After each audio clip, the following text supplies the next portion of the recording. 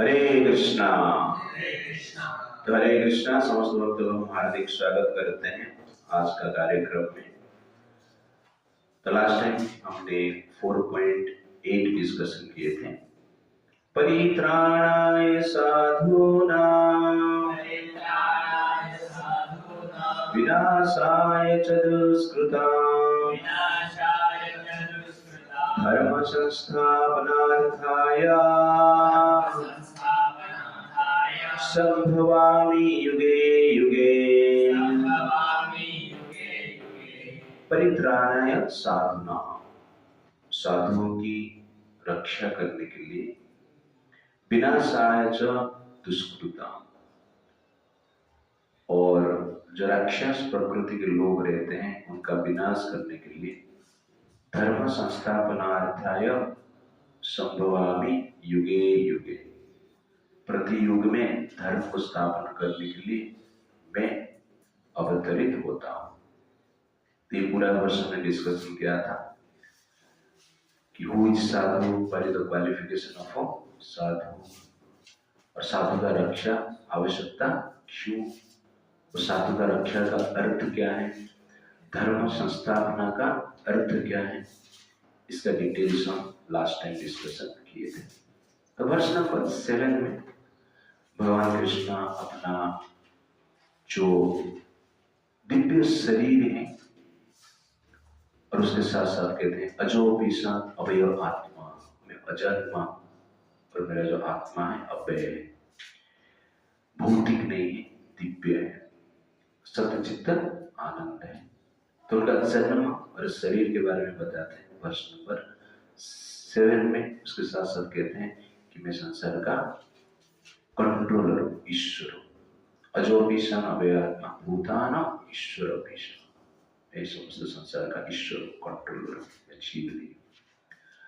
जीवों का मैं कंट्रोलर नियंत्रक हूं, और जीव मेरे से उत्पन्न हुए, और उनका एक्टिविटी क्या है भगवान यहां पर बता रहे हैं वर्ष नंबर 8 में। जो भगवान का जन्म और कर्म को जानते हैं, जो भगवान का जन्म और कर्म को जानकर, ठीक ठाक जानकर भक्ति करते हैं, उनका परिणाम क्या है, दैट इज वर्ष नंबर 9। जन्म कर्म च मे दिव्यम् एवं यो वेति तत्त्वतः त्यक्त्वा देहं पुनर्जन्म नाइति मामेति सोऽर्जुन। जन्म कर्म च मे दिव्यम् एवं यो वेति तत्त्वतः त्यक्त्वा देहं पुनर्जन्म नाइति मामेति सोऽर्जुन।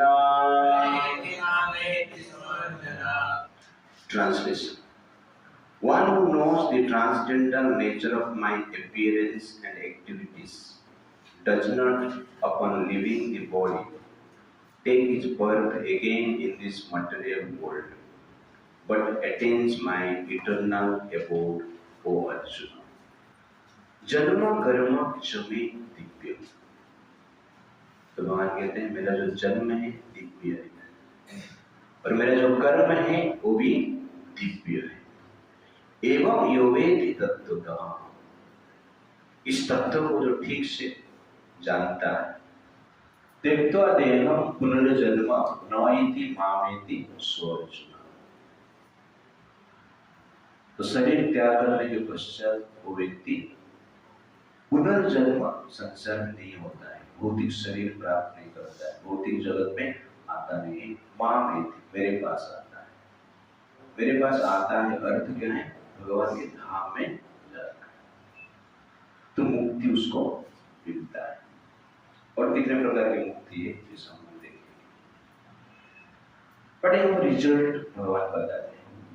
कृष्ण की भक्ति कर रहे हैं तो लाभ क्या होता है, क्या लाभ है, लिबरेशन प्राप्त होता है। तो भगवान का जो जन्म है और कर्म है दिव्य है। दिव्य मतलब भूत भौतिक नहीं, भौतिक एट्रीब्यूट से, भौतिक इम्परफेक्शन से परे। तो भौतिक संसार मतलब इम्परफेक्टेड वर्ल्ड, और आध्यात्मिक संसार मतलब परफेक्टेड वर्ल्ड। भौतिक संसार मतलब कुछ लिमिटेशन है और कुछ इंफीरियर, कुछ इंफीरियर नहीं, भौतिक संसार मतलब इंफीरियर नेचर, और आध्यात्मिक संसार मतलब सुपीरियर नेचर। तो दिव्य जो है यहाँ पर स्पिरिचुअलिटी को रेफर करता है। तो भगवान का जो शरीर है स्पिरिचुअल है, कृष्ण का जो जन्म है स्पिरिचुअल है, कृष्ण में जो एक्टिविटी है वो भी स्पिरिचुअल है, मटेरियल नहीं। तो भगवान का जन्म, कृष्ण का जन्म सेमिनल नहीं, ट्रांसडेंटल है। इस प्रकार इस संसार में जो जीव का जन्म होता है, मनुष्य का जन्म होता है, वो सेमिनल होता है, पर भगवान का जन्म सेमिनल नहीं है, ट्रांसडेंटल। भगवान का जन्म को कोई सुपरविजन नहीं करता है, पर भगवान इस संसार में जन्म कर्मों का फल को भोग करने के लिए नहीं आते। जीव इस संसार में जन्म होता है किसका? सुपरविजन से। दैव नेत्रेण कर्मणा दैव नेत्रेण, दैव का सुपरविजन से कर्म का रिएक्शन के फल स्वरूप जीव का इस संसार में जन्म होता है। लेकिन भगवान कृष्ण का जन्म इस संसार में कर्म का रिएक्शन का कारण नहीं, और कोई उनका जन्म को सुपरविजन नहीं करता है, उनके ऊपर कोई मास्टर नहीं। तो भगवान जेल में जन्म लिए, कर्म के कारण जन्म नहीं लिए, इसलिए उनका जन्म जो है दिव्य है। और उनका जो एक्टिविटी है वो भी क्या है? दिव्य है। तो वसुदेव और देवकी जेल में रहे कर्मों के कारण नहीं, वो भगवान का अरेंजमेंट है, प्लान है। कोई धनवान व्यक्ति गरीब भिखारी का रोल कर रहा है ड्रामा में, कि अल्लाह के नाम पर मुझे थोड़ा भीख दे दो, मांग रहा है सब, तो वास्तव में वो भिखारी है नहीं, वो ड्रामा कर रहा है, वो नाटक कर रहा है, एक प्रकार की एक्टर का रोल निभा रहा है और कुछ नहीं। वास्तव में वो धनवान है। जो भीख मंगा का रोल भी करता है तो क्या है? धनवान ही है। और जो धनवान का रोल करता है तो भी क्या है? धनवान ही। जो पावरलेस का रोल करता है तो भी पावरफुल है, और जो पावरफुल का रोल करता है तो भी पावरफुल है।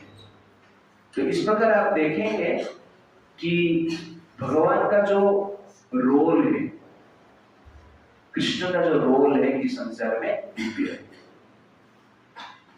तो जस्ट इस प्रकार एक एक्टर इस संसार में कार्य करता है, वैसे ही भगवान कृष्ण एक ट्रांसडेंटल एक्टर है।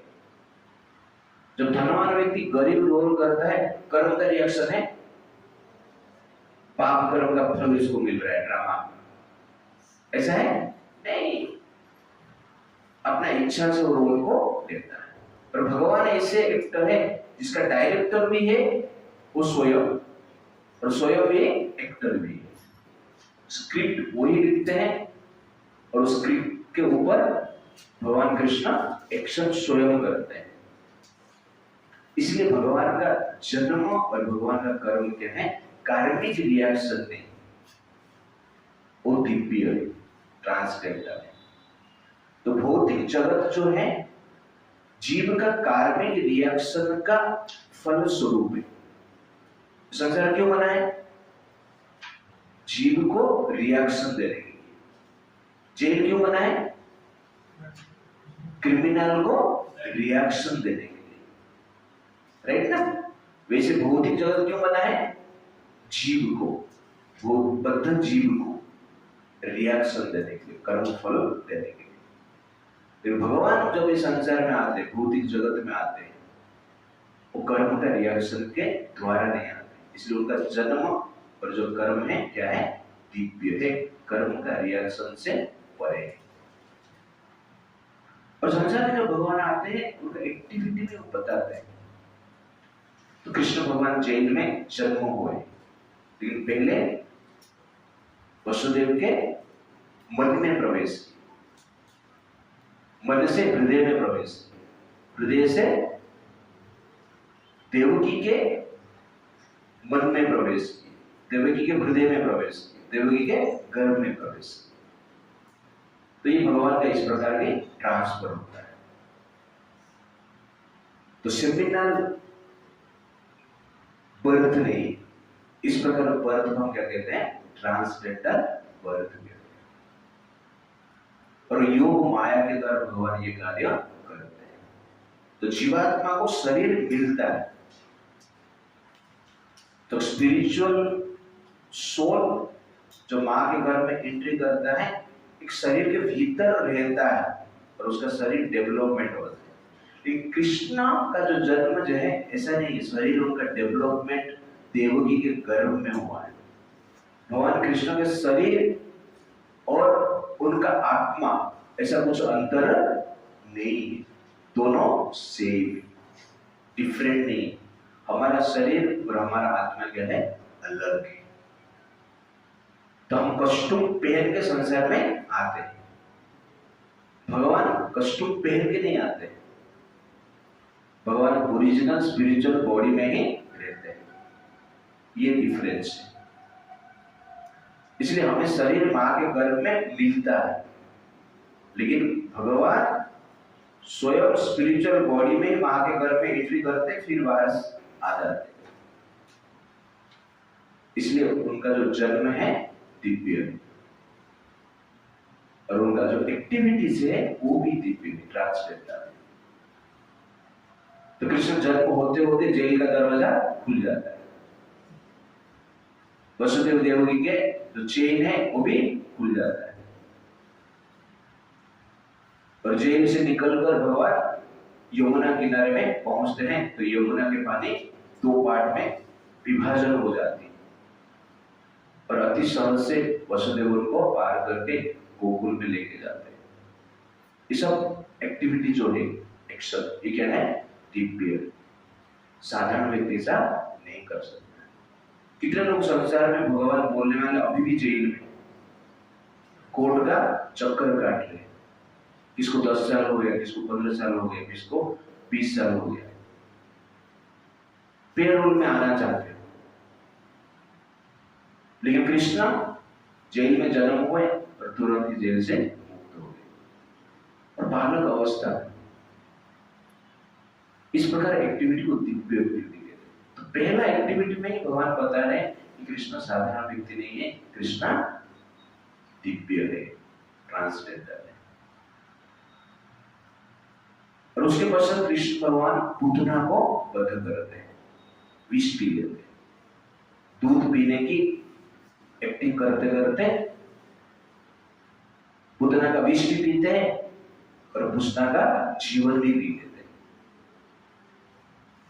जो पूतना को मारना देवताओं के लिए भी कठिन है, देवताओं भी नहीं मार पाते, छोटे बालक अवस्था में ही भगवान कृष्ण क्या करते हैं, उनका जीवन को भी पी लेते हैं। तो दिव्य है ना। बालक अवस्था में भगवान कृष्ण ने फॉरेस्ट फायर को पी लिए, आग लग गया था जंगल में गाय चराते थे, और भगवान कृष्ण सब बालक के सामने ही आग पी ली, पूरा फॉरेस्ट का फायर पी। 2-3 महीने तक हॉलीवुड का आग जल रहा था अमेरिका, बुझा नहीं पा रहे थे। लेकिन वृंदावन में जब आग लगा, भगवान 1 मिनट में पी ली। इस वजह से भगवान कभी कभी दारू पी लेते हैं, लेकिन आग पीते हुए किसको देखा है, और आग पीकर भगवान जिंदा रहते हैं, शरीर जलता है। तो प्रमाण करता है उनका जो शरीर क्या है, दिव्य है। हमें थोड़ा आग लग जाएगा तो चटका हो जाता, लग जाता है, शरीर में घाव हो जाता है, थोड़ा ज्यादा गर्मी होता है तो छटपटाते हैं हम लोग, एसी चाहिए, कूलर चाहिए। तो भगवान आग पी लेते, कुछ होता है शरीर में, तो भगवान आग भी उनका शरीर का नष्ट नहीं, तो उनका शरीर को किस प्रकार ऐसा दाह संस्कार कर सकते हैं? चिता में आग देके कृष्ण को संसार को, कृष्ण के शरीर को जला देंगे, संभव है? तो इस प्रकार जितने भी एक्टिविटी किए बालक अवस्था में सब दिव्य है। यशोदा माई को ब्रह्मांड को दिखाना मुख में क्या है? दिव्य। अघासुर, सकटासुर, बकासुर, तृणाव्रत, इस असुर को मारना भी दिव्य है। और अपने गुरु के जो संतान है, संदीपनी मुनि के संतान को यमलोक से लेकर, ये भी दिव्य है। हम मरने के बाद यमलोक जाते हैं, जाने के बाद आते नहीं है रिटर्न, किसको लेकर आना वो छोड़ दीजिए, और हमें जबरदस्ती लिया जाता है। तो भगवान स्वयं चाहते हैं, यमराज भगवान का पूजा आराधना करते हैं और गिफ्ट के रूप में बोलते हैं आपका गुरु का संतान को लेके जाइए, आप यहाँ पर आएंगे करके उसको लेकर आए आपका दर्शन करने के लिए। तो भगवान का कोई भी एक्टिविटी आप देखेंगे कि दिव्यता है, हर एक्टिविटी दिव्यता का प्रमाण है, ट्रांससेंडेंटल, सुपर ह्यूमन, जो कि ह्यूमन कॉन्शियसनेस, ह्यूमन पावर से बाहर है, उसको हम क्या कहते हैं? दिव्यता कहते हैं। श्री कृष्ण के रूप में ऐसे भगवान करते हैं, ऐसा नहीं, कोई भी रूप में आते हैं तो इस प्रकार कार्य करते। तो भगवान ने कच्छप अवतार ली, और कच्छप अवतार में सागर के भीतर रहे, और उनके ऊपर मंदाराचल पर्वत को रखा गया, और उस पर्वत को देवता दानव मिलकर क्षीर सागर को मंथन कर रहे हैं। पर्वत को लेकर देवता दानव मिलकर क्षीर सागर को मंथन कर रहे हैं, और कच्छप अवतार में भगवान आराम से पानी के भीतर सो गए। तो इस प्रकार आचार्य कहते हैं कि भगवान को खुजली हो रहा था, और खुजलाने के लिए कुछ तो चाहिए ना,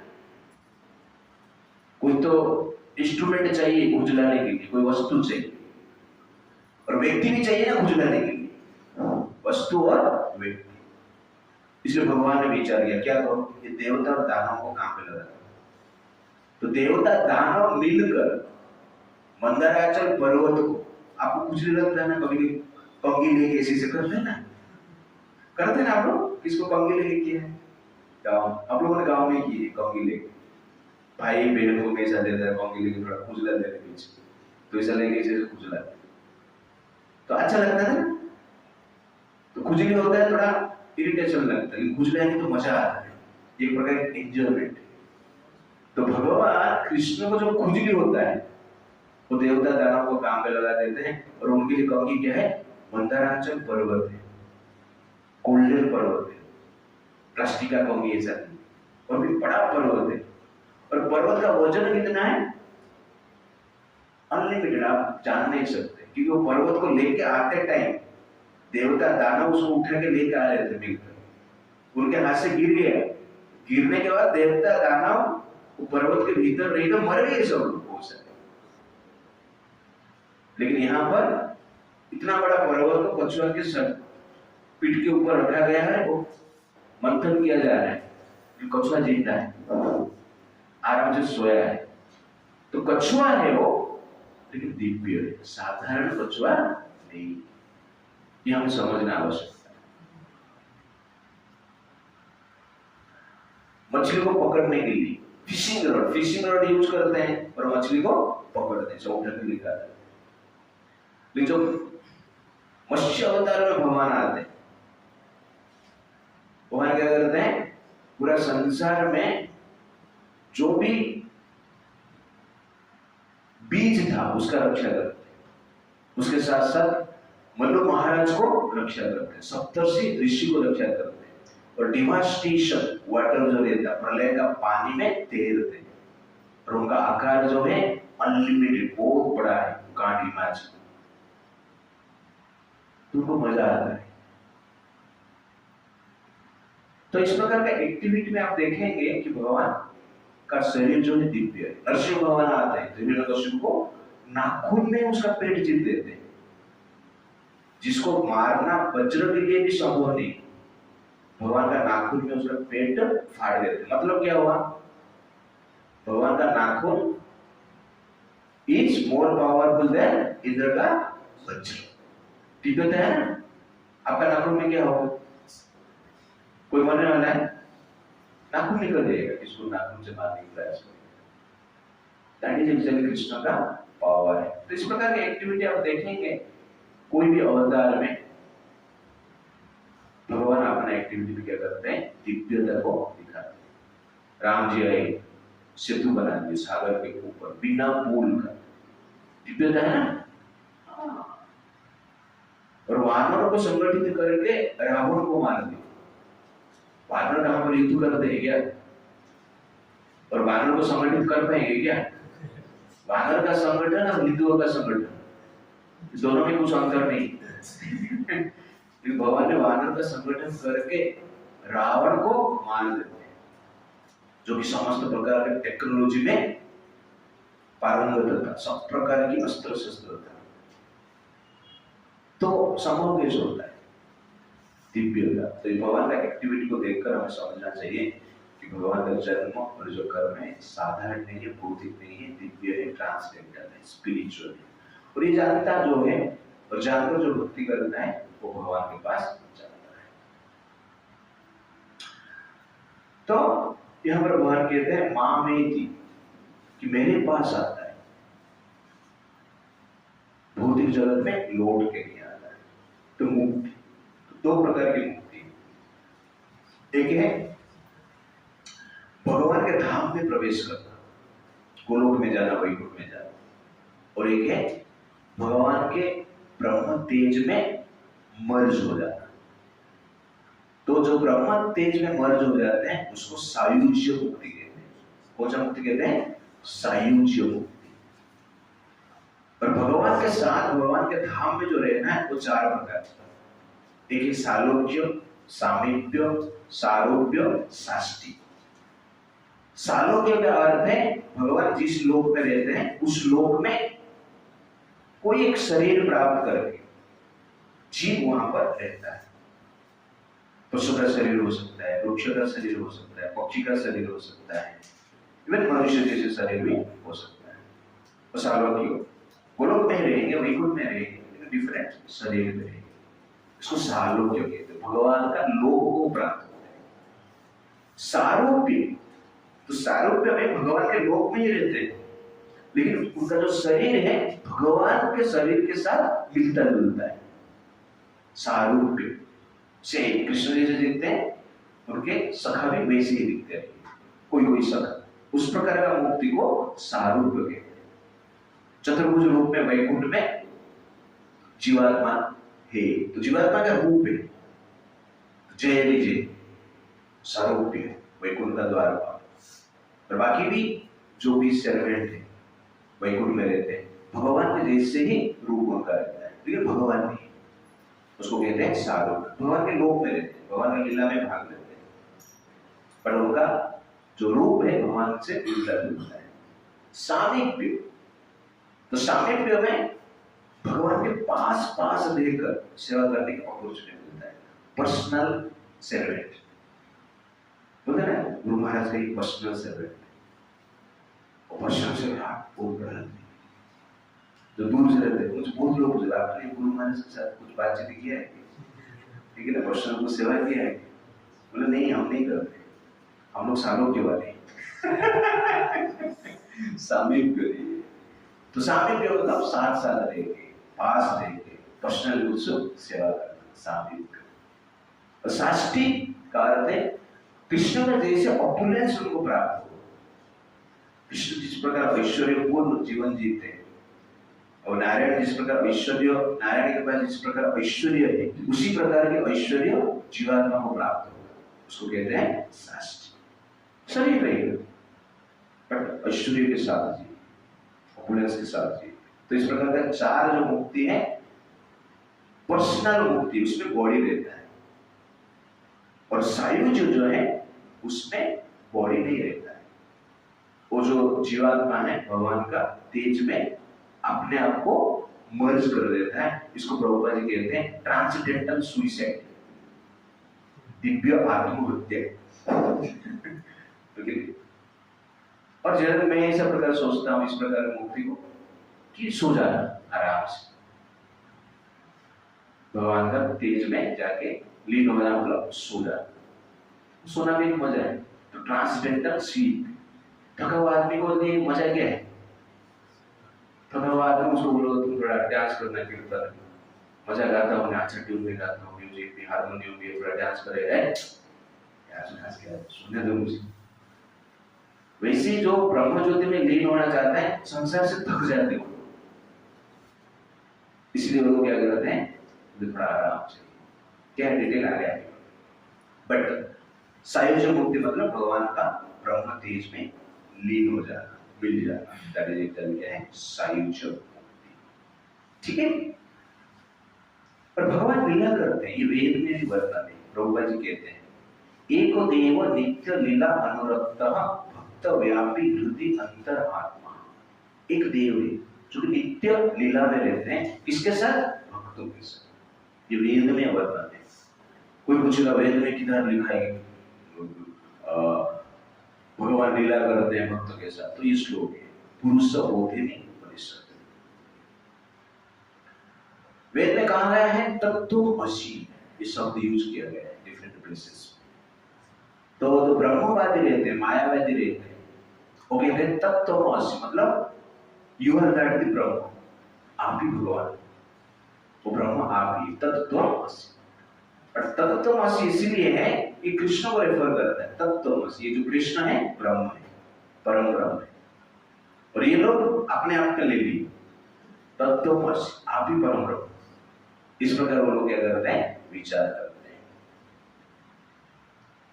तमेव विदित्वा इति मृत्युम एति न अन्य पंथः विद्यते अयनाय।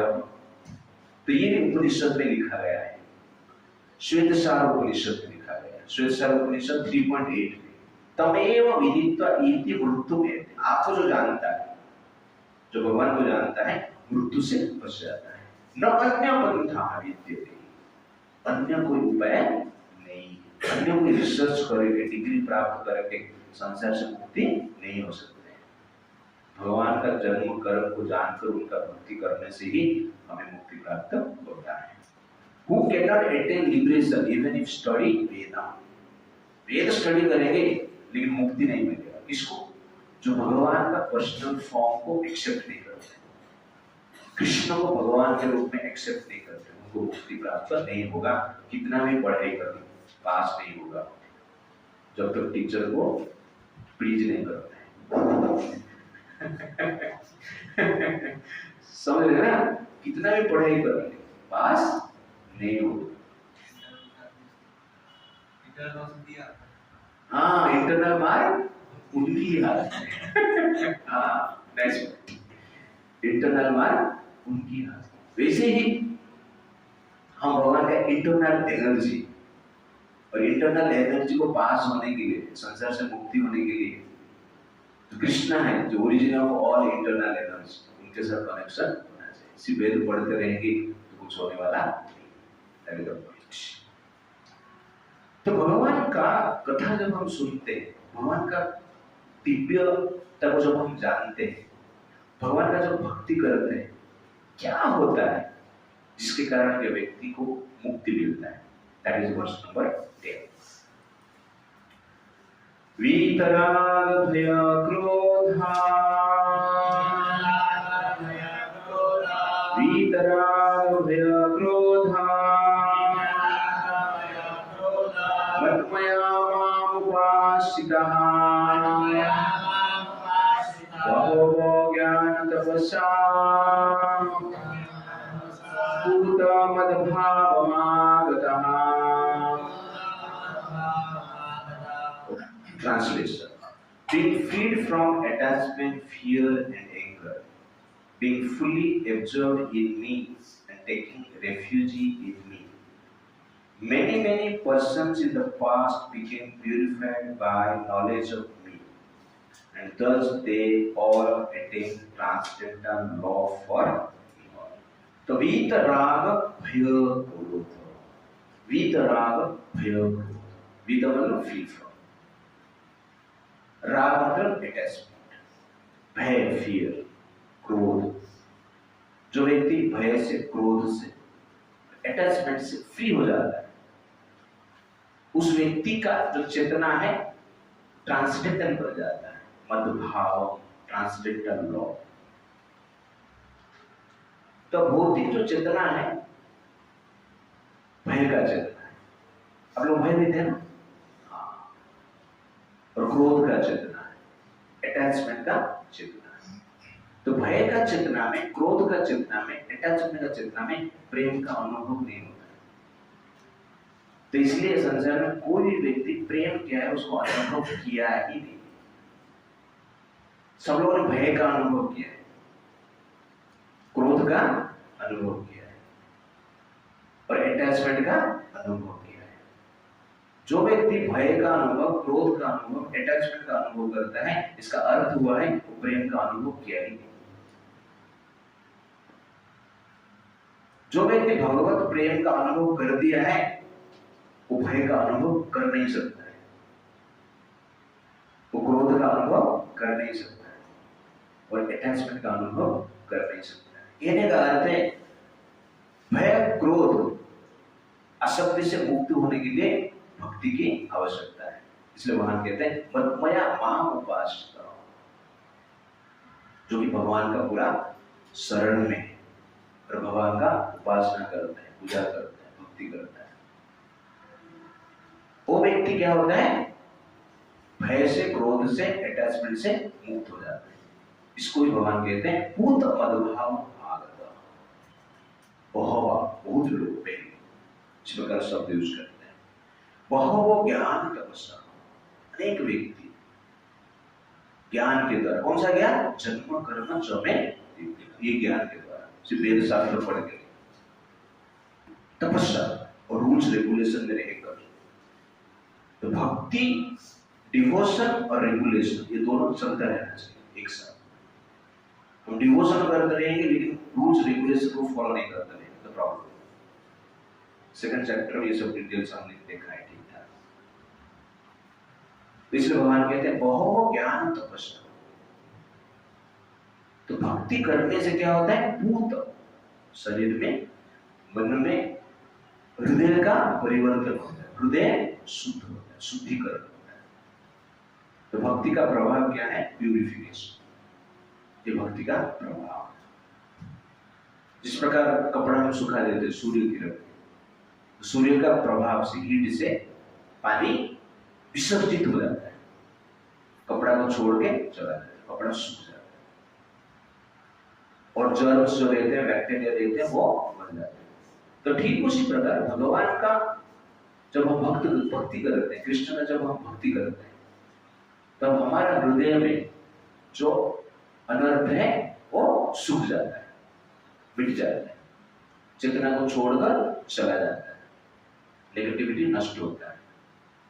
ये भगवान के भक्ति करने का प्रभाव है, उसको कहते हैं पूत, प्यूरिफिकेशन। जो प्यूरिफाई हो जाता है मतलब भगवान का प्रेम का जो कॉन्शियसनेस है, कृष्ण कॉन्शियसनेस को प्राप्त करता है। तो नित्य सिद्ध कृष्ण प्रेम साध्य को है, श्रवणादि शुद्ध चित्ते करे उदय।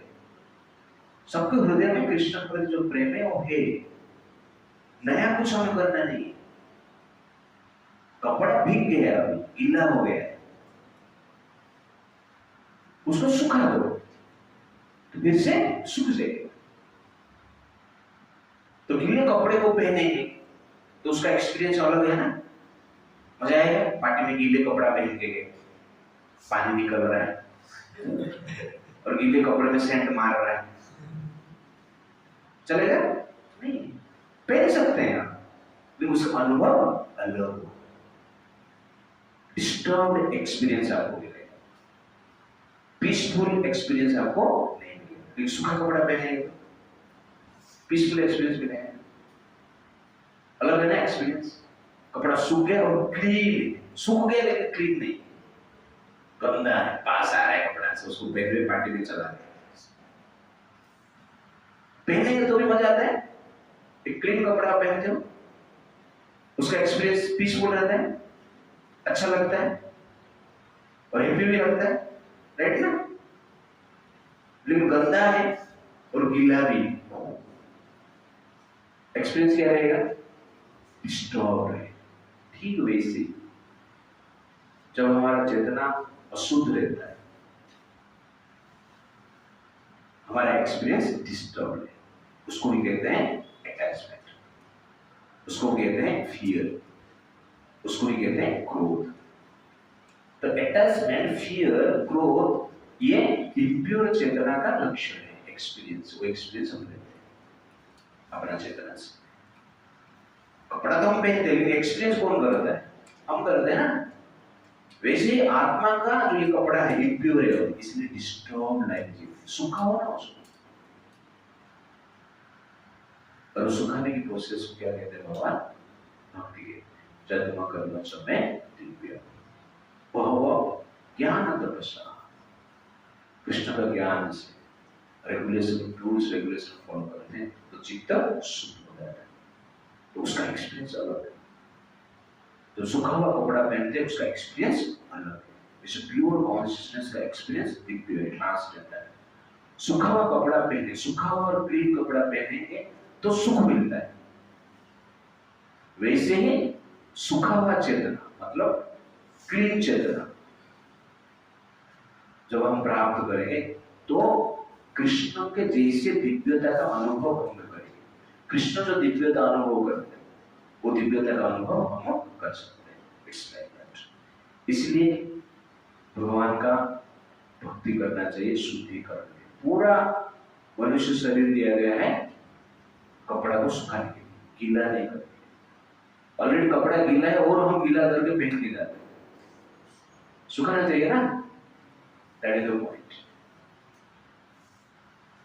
तो राग, राग मतलब अटैचमेंट टू थिंग्स, बीइंग्स और नॉलेज। इस संसार व्यक्ति के प्रति, वस्तु के प्रति, कोई ओपिनियन के प्रति, कोई ओपिनियन के प्रति, कोई धारणा के प्रति, कोई अंडरस्टैंडिंग के प्रति जो अटैचमेंट है, आसक्ति है, उसको कहते हैं राग। और इस आसक्ति के कारण व्यक्ति जनरली भगवान के प्रति आकर्षित नहीं होते। कृष्ण के प्रति आकर्षित क्यों नहीं होते? क्यों? मुझे इस्लाम पसंद है, attach to Islam, Islam attach to Christianity, attach to demigod worship, attach to atheism. कुछ नहीं चाहिए नास्तिक है, okay. Attach to sense gratification, ये अटैचमेंट क्या करता है? कृष्ण से हमें दूर रखता है। राग, इसलिए भगवान कहते हैं राग छोड़ो। भय, भगवान के प्रति फेथ नहीं, इसलिए भय फ्यूचर के प्रति, भय शरीर छूट जाएगा, वस्तु छूट जाएगा, कुछ छूट जाएगा इसलिए भय, पद छूट जाएगा इसलिए भय। क्यों? भगवान के ऊपर विश्वास नहीं, कृष्ण भगवान मानते ही नहीं, भगवान ज्ञान नहीं है इसलिए भय। वीत, राग, भय, क्रोध। क्रोध इसलिए है जो इच्छा करते हो पूर्ति होता नहीं, जो हम चाहते हैं दूसरे से वो भी पूर्ति नहीं होता है, इसलिए क्रोध आ जाता है, फ्रस्ट्रेशन आ जाता है। तो ये नेचुरल है। मटेरियल कॉन्शियसनेस मतलब ये तीन, attachment, fear and anger, frustration. Anger मतलब frustration. The attachment, fear and frustration, ये मटेरियल कॉन्शियसनेस, और उसको हमें परिवर्तन करना है, चेंज करना है। तो हमारे शास्त्र कहते हैं भय क्या है? मेरे पीछे आप लोग भोगे रोग भयम्,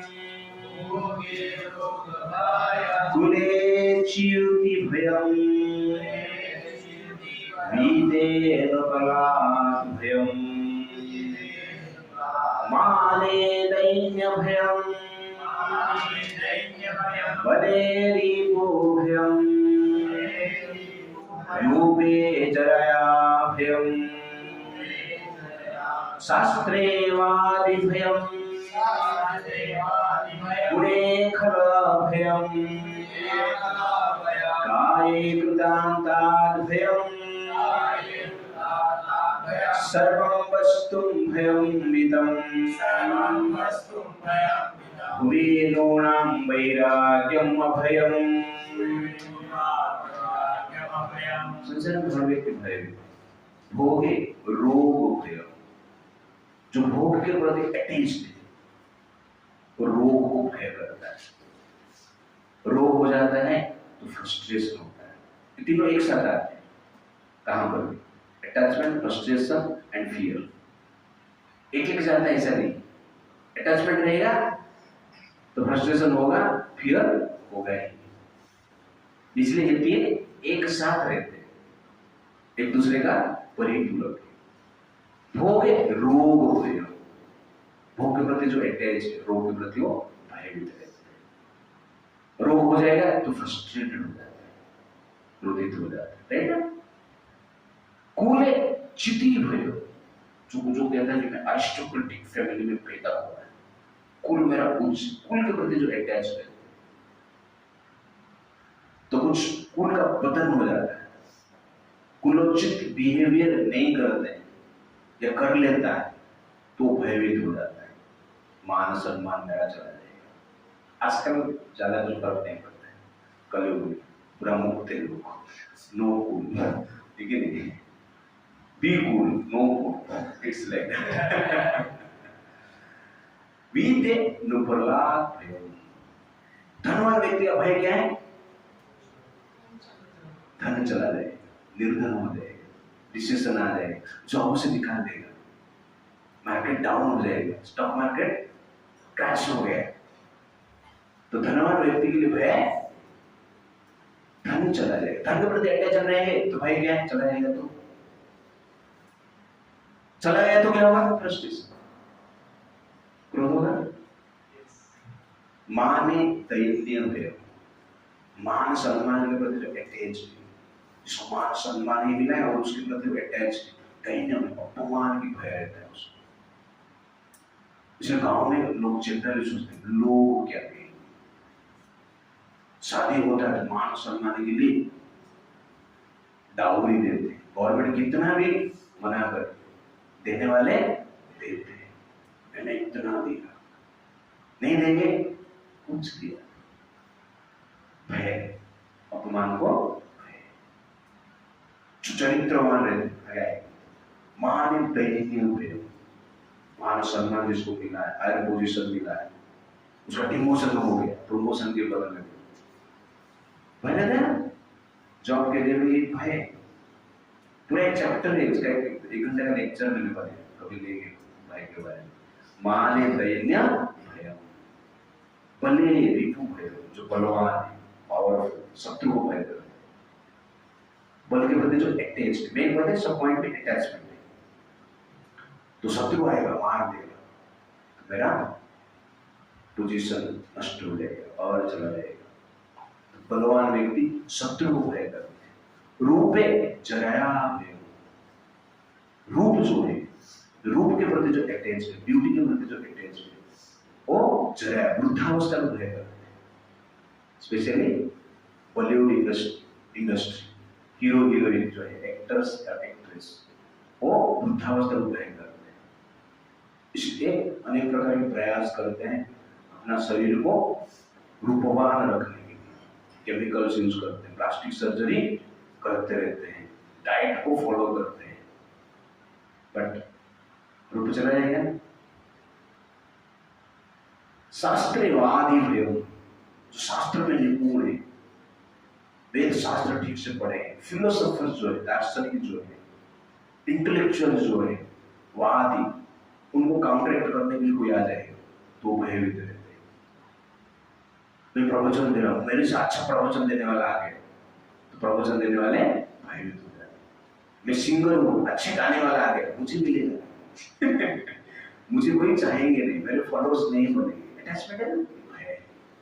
शास्त्रवादी भय, गुण है खलल भय, जो गुणवान व्यक्ति रहते हैं, चरित्रवान व्यक्ति रहते हैं, चरित्र नष्ट हो जाएगा, चरित्र हानि हो जाएगा, इसलिए वो भयभीत रहते हैं। और हानि हो गया किस कारणवश तो फ्रस्ट्रेट हो जाते हैं, सुसाइड कर लेते हैं।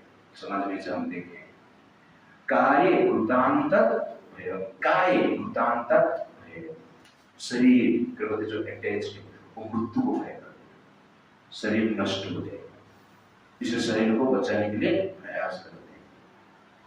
माइकल जैक्सन कितने साल जीने की जो चिंता किया था? 100 नहीं है, उससे ज्यादा। हाँ 150 ईयर जिंदा रहने के लिए इच्छा किया था, और 50 साल में मर गए। 100% डिस्काउंट। इट्स लाइक उसके पास 15-16 डॉक्टर स्पेशल थे, डाइट प्लान के अनुसार वो खाता था, लेकिन अंत में 50 साल में उसका मृत्यु हो गया। कोई डॉक्टर उसको बचा नहीं पाया, बहुत सारा चीज है उसका। इसलिए काय कुतांता भय, फिर अभय किधर है? सब में भय। धन है तो भय, रूप है तो भय, बल है तो भय, भोग है तो भय, कुल है तो भय, मान सम्मान है तो भी भय, ज्ञान है तो भी भय। तो निर्भयता किधर है? सर्वं वस्तु भयम इदम्, संसार में हर वस्तु भय का कारण है। निर्भय कहाँ पे है? वीरूणाम वैराग्यम अभयम, डिटाचमेंट। वैराग्य रहना, डिटाच रहना ही क्या है? अभय, भय से मुक्त हो पाए। तो जो व्यक्ति डिटाच्ड है वो व्यक्ति पीसफुल है। जो व्यक्ति जितना अटैच्ड है वो व्यक्ति उतना फ्रस्ट्रेटेड है। कोई भी क्षेत्र में, भिखारी हो या धनवान, चपरासी हो या प्राइम मिनिस्टर हो, पद कितना बड़ा इंपोर्टेंट नहीं है, अटैचमेंट कितना बड़ा वो इंपोर्टेंट। जितना बड़ा अटैचमेंट उतना बड़ा frustration. No attachment no frustration. इसलिए अटैचमेंट को छोड़ना आवश्यकता है। इसलिए भगवान यहाँ पर कहते हैं वीतराग भय क्रोध। तो पहला है अटैचमेंट। तो अटैचमेंट रहेगा तो भय अपने आप निर्माण होगा, फ्रस्ट्रेशन अपने आप रहेगा। लोग सोचते हैं प्रभु जी फ्रस्ट्रेशन से हम कैसे बचेंगे, भय से हम कैसे बचेंगे? फ्रस्ट्रेशन और भय का मूल कारण क्या है? भौतिक जगत के प्रति अटैचमेंट। और इस श्लोक में जितने भी भय का वर्णन किया गया है सब कुछ भौतिक चीज का ही वर्णन किया गया है। तो attachment to material things is cause of frustration, because we are spirit. We are spirit, but we are attached to matter. Therefore, we are frustrated. और कुछ नहीं। आप भूखे हो और आप चाइनीज खाने में ज्यादा इंटरेस्टेड हो, डेली चाइनीज, सुबह नाश्ता में चाइनीज, दोपहर लंच में चाइनीज, रात को डिनर में चाइनीज, और रात को उठकर भी बीच में चाइनीज। Test to Chinese. जो खाएगा तो क्या होगा? क्या होगा? पेट खराब हो जाएगा ना, राइट ना? जो चाइनीज के लिए आपका शरीर नहीं बना है, राइस दाल सब्जी के लिए बना है, उसको आप खाओ। वैसे ही स्पिरिचुअल सोल जो है, स्पिरिचुअल एंटिटी जो है, कृष्ण के प्रति अटैच्ड होने के लिए बनाए गए। और हम क्या कर रहे हैं? चाइनीज खाते, मेंटल के प्रति अटैचमेंट, भोग के प्रति अटैचमेंट, इसीलिए फ्रस्ट्रेशन। चाइनीज खाएगा तो पेट में दर्द हो, और मेंटल के प्रति अटैच रहेंगे तो मन में दर्द हो। उसको भी भय कहते हैं, फ्रस्ट्रेशन कहते हैं, और कुछ नहीं। क्यों होता है ऐसा? क्योंकि नेचर के अगेंस्ट में काम करते हैं। इसलिए कृष्ण का जन्म और कर्म को जानकर, कृष्ण भक्ति कर हम अपना नेचुरल आइडेंटिटी को प्राप्त करते हैं, और एक नेचुरल अटैचमेंट कृष्ण के प्रति होता है, तो भय से मुक्त होते हैं, फ्रस्ट्रेशन से मुक्त होते हैं। It's like why does not people accept God as a person? पर में बहुत सुंदर लिखते हैं कि भगवान को पर्सनैलिटी के रूप में जनरली लोग ग्रहण नहीं करते हैं। क्यों? प्रभुपा जी कहते हैं अटैचमेंट टू मैटर, मैटर के प्रति आसक्त रहते हैं, इसलिए ग्रहण नहीं करते हैं। बॉडी के कंसेप्शन के प्रति अटैच रहते हैं, इसलिए ग्रहण नहीं करते। और उसके साथ साथ वो इस प्रकार विचार करते हैं ये शरीर जो है पेनफुल है, पेरिशेबल है, इग्नोरेंट है, इसलिए पर्सनैलिटी मतलब पेन, पर्सनैलिटी मतलब एंजाइटी, पर्सनैलिटी मतलब फ्रस्ट्रेशन है।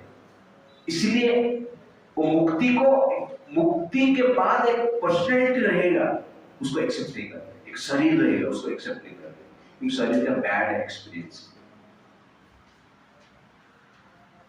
इस प्रकार के अज्ञान में वो जीते हैं।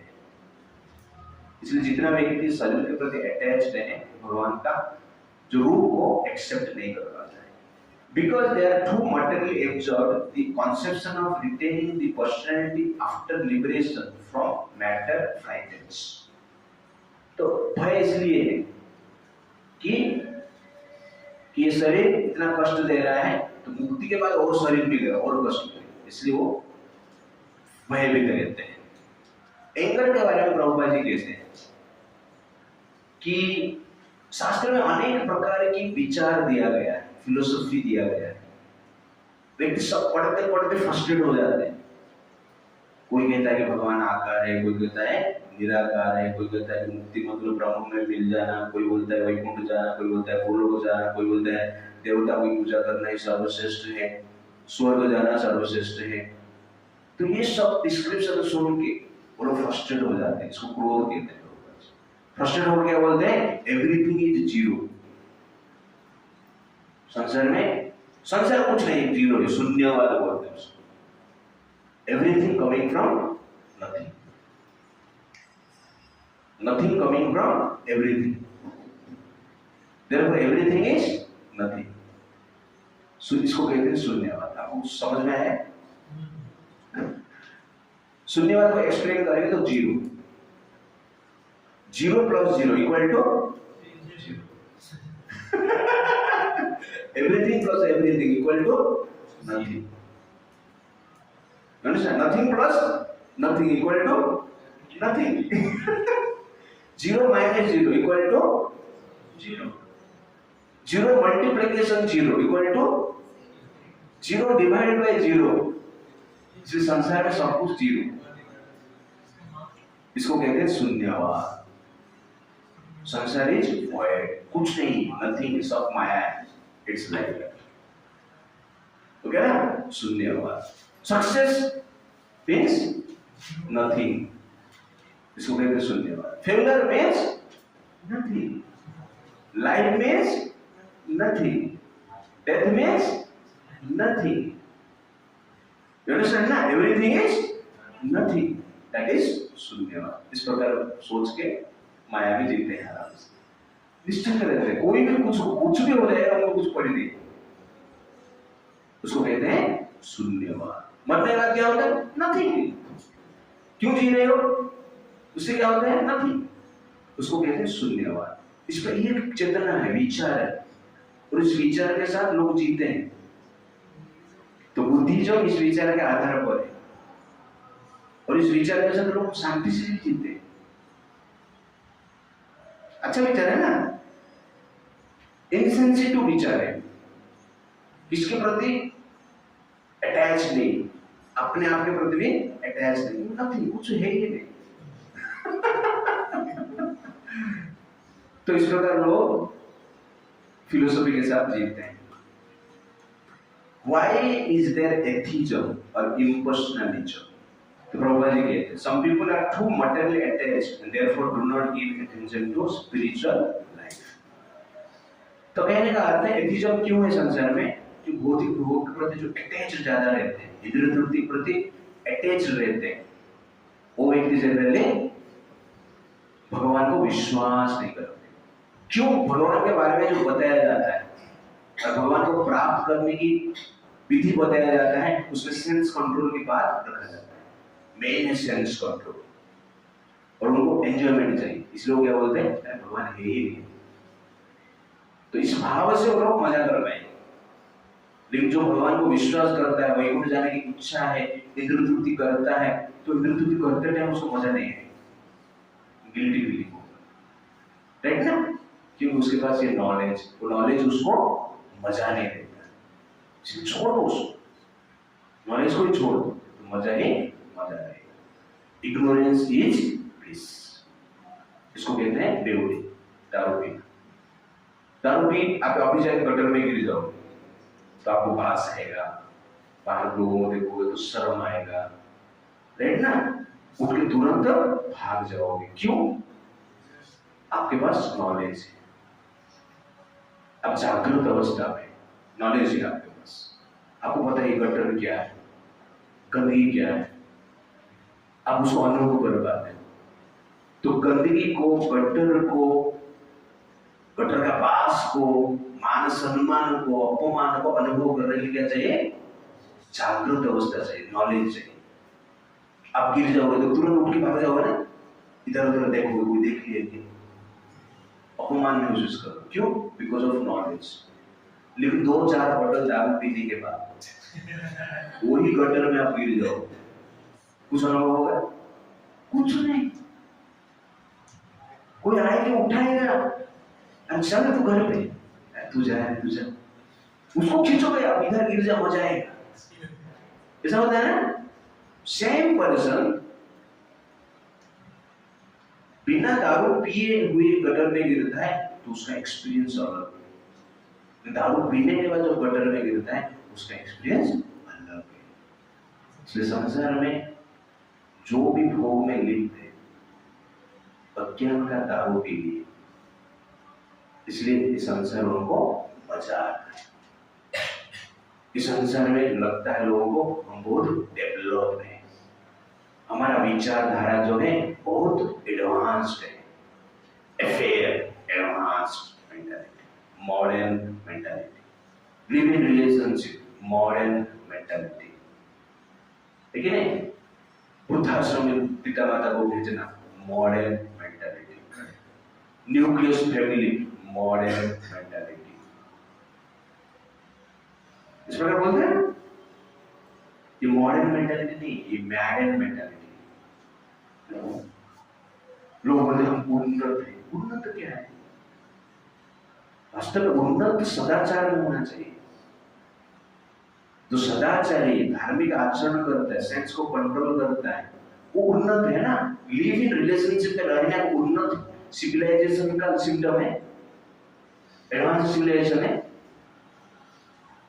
हमसे भागते उन्नत मतलब पैसा हो गया, बंगलों में, गाड़ी में, BMW कार में, एयरप्लेन में, लेकिन नहीं, वो डेवलप्ड कंट्री है, लेकिन आचरण क्या है? पशु जैसे। वो डेवलपमेंट है। अब BMW कार में रहकर क्या कर रहे, बंगलों में रहकर क्या कर रहे? बंगलों में रहो, BMW कार में रहो, एयरप्लेन में रहो, अरिस्टोक्रेटिक लाइफ जियो, लेकिन आचरण क्या है? आचरण तो पशु जैसे, उससे भी नीचे। इसलिए उन्नति का डेफिनेशन जो है, डेवलपमेंट का डेफिनेशन आचरण में है। लेकिन आजकल मॉडर्न समाज उसको मानता है। क्यों नहीं मानता है? दारू ज्यादा पीने, अज्ञान का प्रसार, जितना अज्ञान का प्रचार प्रसार होगा उतना गड्ढर में मचा आएगा। तो आजकल के लोग इस प्रकार जी रहे और अपने आप को क्या बोलते हैं? एडवांस, उन्नत। तो यहाँ पर प्रोफाइल कहते हैं 3 state of consciousness, attachment to material life, that is राग,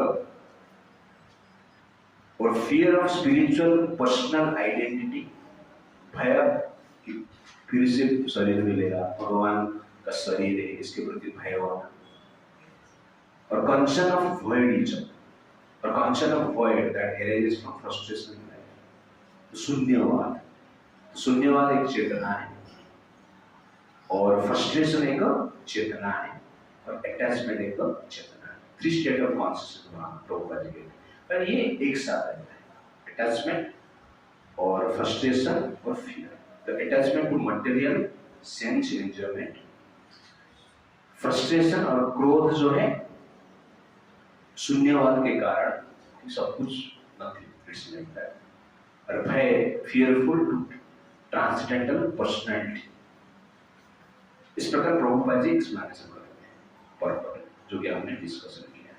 पूत मदभाव भाव, तो पूत को लेकर प्रभुपाद जी प्यूरिफिकेशन का चीज बताते हैं कि हृदय कैसे शुद्ध होता है। तो what is the last state of spiritual life, that is भाव। तो किस प्रकार हमारा हृदय शुद्धिकरण होता है, थोड़ा डिस्कशन करेंगे, उसके बाद समाप्त करेंगे। तो भक्ति रसामृत सिंधु में वर्णन किया गया है, आदौ श्रद्धा तथा साधु संग अथवा भजन क्रिया तथा अनर्थ निवृत्ति स्यात् ततो निष्ठा रुचि तथा अथ आसक्ति ततो भावः तथा प्रेम अभ्युदाचति साधकानां अयं प्रेम्णः प्रादुर्भावे भवेत् क्रमः। तो रूप गोस्वामी बताते हैं किस प्रकार प्यूरिफिकेशन होता है। तो सब लोग अभी क्या है, अज्ञान का प्लेटफॉर्म है, गटर में पड़े, इस प्रकार का स्थिति, भोग में लिप्त, कहने का अर्थ है राग, अटैचमेंट, भय और फ्रस्ट्रेशन, ये तीनों में घिरे हुए हैं ज्ञान के कारण, ये तीन एक्सपीरियंस कर रहे हैं। तो ये तीनों से मुक्त कैसे हो गए? आदौ श्रद्धा, श्रद्धा होना चाहिए पहला पॉइंट। ये 9 स्टेज के थ्रू एक व्यक्ति जाता है, प्यूरिफिकेशन प्रोसेस होता है। पहला क्या है? श्रद्धा, किसके प्रति? भगवान कृष्ण के प्रति थोड़ा सा अट्रैक्शन होना चाहिए, कृष्ण भगवान अच्छा लगता है, ओके। इस प्रकार आदौ श्रद्धा, इस प्रकार थोड़ा सा अट्रैक्शन है, ततो साधु संग, ये अट्रैक्शन क्या करता है? साधु संग के ओर लेके जाता है। स्पिरिचुअल पर्सनैलिटी जो है, डिवोटी जो है, उनके साथ उसका कनेक्शन होता है, साधु संग होता है। तो प्यूरिफिकेशन के लिए पहला पॉइंट क्या चाहिए? श्रद्धा चाहिए, एक थोड़ा सा अट्रैक्शन चाहिए। उसके बाद वो अट्रैक्शन धीरे धीरे क्या होगा? साधु संग की ओर लेके जाएगा, साधु संग में आए, मंदिर में आए, भक्तों के साथ बातचीत, किस लिए आ रहा है उसको? वो साधु, ये लड़का अच्छा है, साधु संग अथा भजन क्रिया, आते भजन क्रिया स्टार्ट करेगा, गीता क्लास में आएगा, क्या बोले सोचिए, धीरे धीरे चैटिंग करेगा, भजन क्रिया। इसी हुआ ना, पहले आपका थोड़ा सा श्रद्धा होगा, उसके बाद कोई मित्र मिला, उसके बाद भजन क्रिया में, तो भजन क्रिया के बाद क्या होता है? तथा अनर्थ निवृत्ति, अनर्थ निवृत्ति होता है। जो हमारा नेगेटिविटी है, जो गंदा विचार है, जो राग है, भय, क्रोध है, फ्रस्ट्रेशन है और सड़रिपु है, धीरे धीरे अनर्थ निवृत्ति, प्यूरिफिकेशन होता है, धीरे धीरे उससे हम मुक्त होते हैं। जब भजन क्रिया कॉन्टिन्यूसली करते हैं, स्ट्रिक्टली करते हैं, तो भजन क्रिया हमारा मेडिसिन, वो मेडिसिन डेली लेना पड़ेगा। श्रद्धा सिर्फ एक अट्रैक्शन है, जो कि भजन क्रिया करने के लिए प्रेरित करता है। साधु संग एक प्लेटफॉर्म है, एक बेड है, जहां पर हम सलाइन लेते हैं, मेडिसिन लेते हैं, जैसे खड़े खड़े कितना सलाइन लेंगे लगा उसे नहीं खड़ा, प्रॉपर बेड चाहिए, दैट इज साधु संग। बेड का भी इंपॉर्टेंट है ना, नहीं साधु संग नहीं चाहिए, खड़े खड़े में सलाइन लेंगे चलेगा नहीं, दैट इज साधु संग। ट्रीटमेंट है श्रद्धा, अट्रैक्शन, और बोल सकते हैं थोड़ा पेमेंट, हॉस्पिटल में जब पेमेंट चाहिए, पेमेंट नहीं है तो जा सकता है, रोग रहेगा फिर भी पेमेंट नहीं जा सकता है हॉस्पिटल, नहीं जा सकता। वैसे ही अनर्थ रहेगा लेकिन श्रद्धा नहीं है कृष्ण के प्रति, तो आ सकता है, तो श्रद्धा पेमेंट ये सस्ता है, थोड़ा श्रद्धा चाहिए, भगवान फ्री में देते हैं तो थोड़ा श्रद्धा के साथ हमारा चाहिए। श्रद्धा, उसके बाद साधु संग, उसके बाद अनर्थ ट्रीटमेंट चल रहा है, सैलाइन ले रहा है, मेडिसिन ले रहा है, नियम के अनुसार जी रहा है। तो प्रभुपाद जी कहते हैं भजन क्रिया मतलब initiated by an elevated spiritual master. जब दीक्षा होता है भजन क्रिया स्टार्ट हुआ है, एटलीस्ट शिक्षा आपका चालू हो गया है, पर हमें दीक्षा को भी सीरियसली लेना पड़ेगा। इसमें दीक्षा के लिए हमें प्रयास करना पड़ेगा, एलिजिबल होना पड़ेगा। तो इसका में दीक्षा लेने के लिए तो आपको 16 माला जप करना पड़ेगा। चौपाटी टेम्पल में हिज होलीनेस राधानाथ महाराज से लेक्चर, हिज होलीनेस राधानाथ महाराज से दीक्षा लेने के लिए आपको कम से कम 3 साल कंटिन्यूअसली कॉन्स्टेंटली 16 माला जप करना होगा। सेकेंड, 4 रूल्स रेगुलेशन फॉलो करना होगा, और आजीवन फॉलो करने के लिए डिटर्मिनेशन होना चाहिए। ये दीक्षा लेने के बाद प्रभु जी आपने बोला था दीक्षा लेने तक फॉलो करनी, वैसे 16 माला चैंटिंग 3 साल तो करना है, और दीक्षा के बाद आजीवन चैंटिंग करने के लिए, और वैकुंठ में जाकर भी चैंटिंग कंटिन्यू करना है इस डिटर्मिनेशन के साथ, ठीक है ना। और आहार में शुद्धता होना चाहिए, कांदा लहसुन आजीवन नहीं खाना, ये भी डिटर्मिनेशन आना चाहिए, ये बेसिक। तो ये डिटर्मिनेशन 3 कम से कम, 4 रूल्स रेगुलेशंस, नो कांदा लहसुन and 16 round chanting for 3 years। और उसके बाद थोड़ा स्पिरिचुअल नॉलेज चाहिए, अंडरस्टैंडिंग चाहिए, जीवन का लक्ष्य क्या है, बेसिक क्लैरिटी चाहिए, तब दीक्षा प्राप्त हो सकता है। उसके बाद भजन के लिए स्टार्ट होता है, प्रभुपाद जी आप इनिशिएशन के बाद स्टार्ट होता है। तो हम महाराज के इंस्पिरेशन से हम यहाँ पर प्रोग्राम करते हैं। तो एक प्रकार है कि हम जनरली स्पिरिचुअल एटमॉस्फेयर में ये ट्रीटमेंट चालू हो गया है,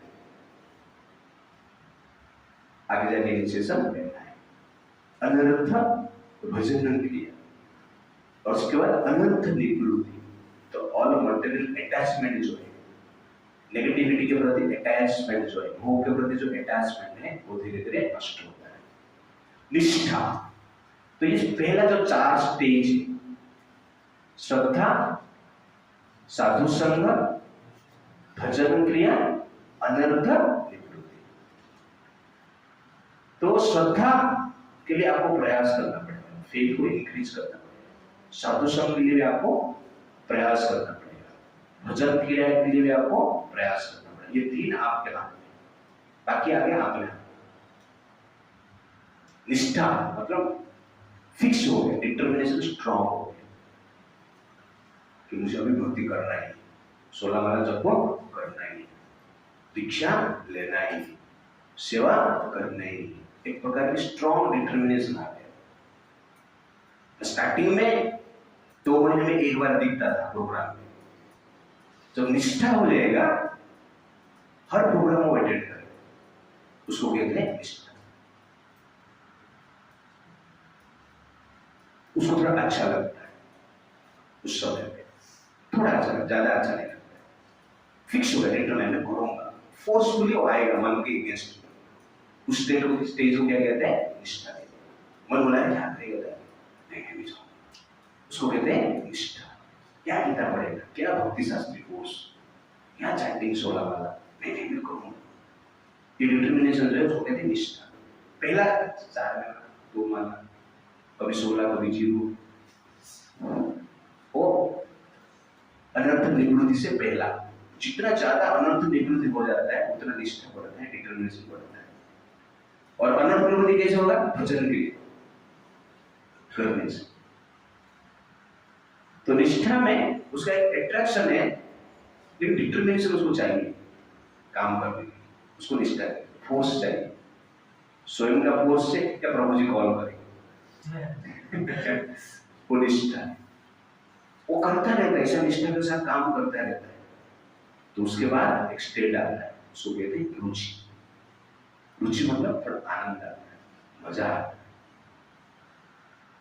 थोड़ा नहीं ज्यादा, थोड़ा मीडियम साइज, थोड़ा मजा आता है।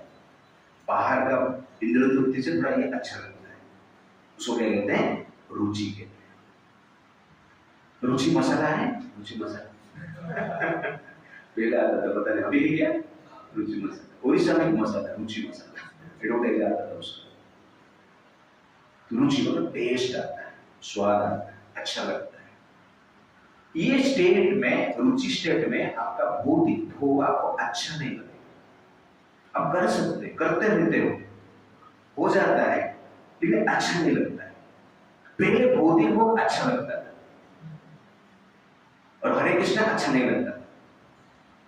भौतिक भोग में स्वाद था, हरे कृष्ण में स्वाद नहीं था। रुचि स्टेट में आपको भौतिक भोग अच्छा नहीं लगेगा, भौतिक भोग के प्रति विकृष्ट है। और अध्यात्म की जो भोग है, स्पिरिचुअल एक्टिविटी, उसमें मजा है। तो आपको पता होना चाहिए रुचि स्टेट आ गया है। मन में विचार आ सकता है, बट विचार को भी आपको अच्छा नहीं लगेगा।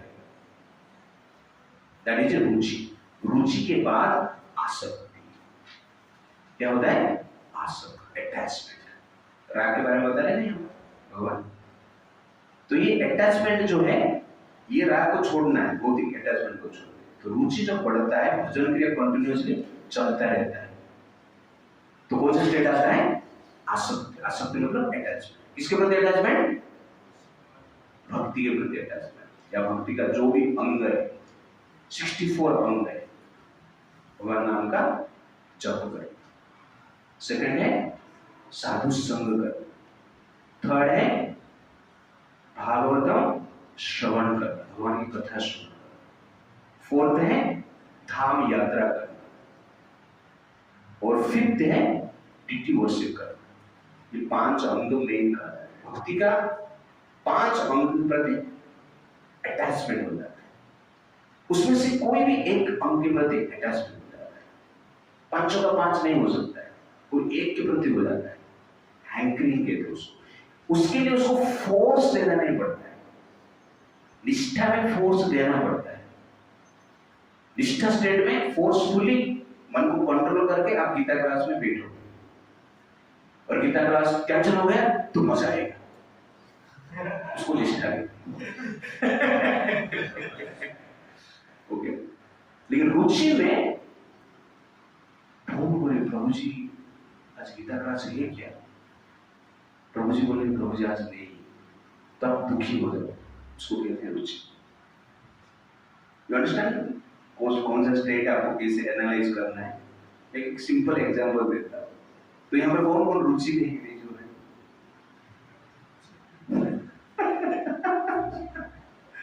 ओके, रुचि स्टेट में हाथ उठाने के लिए आप थोड़ा हिचकिचा है, मतलब रुचि में नहीं, सिर्फ रुचि मसाला खा रहे हो।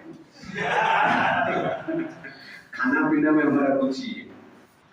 रुचि में आपको फोर्सफुली आना पड़ता है, आप फोर्स लगा के आते हो कि मुझे गीता क्लास अटेंड करना है। आसक्ति में क्या है? अपने आप आ जाते हो, हैंकरिंग है, इसको कहते हैं आसक्ति। ठीक है ना? तो आसक्ति में कोई है यहाँ पर? रुचि नहीं आपको, ठीक है ना? लेकिन आसक्ति में नहीं, जो कि हैंकरिंग रहता है, नहीं होगा तो आपको अच्छा नहीं लगता, उसको कहते हैं आसक्ति। आसक्ति के बाद भाव।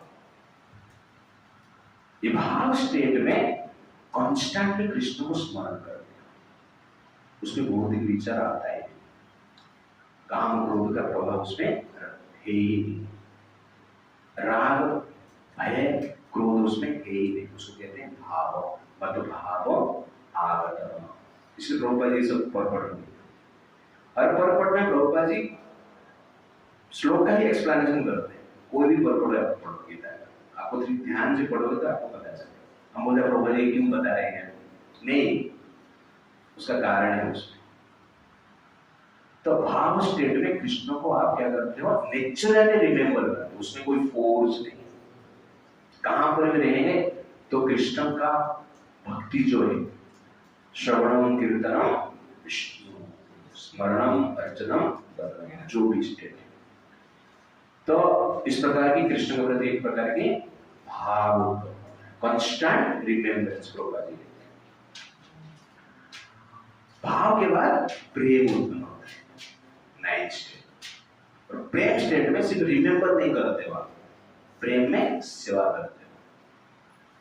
रिमेंबर के साथ सेवा रहता है, कंटिन्यूस। सेवा नहीं रहेगा तो आपको पेन लगता है, कष्ट होता है।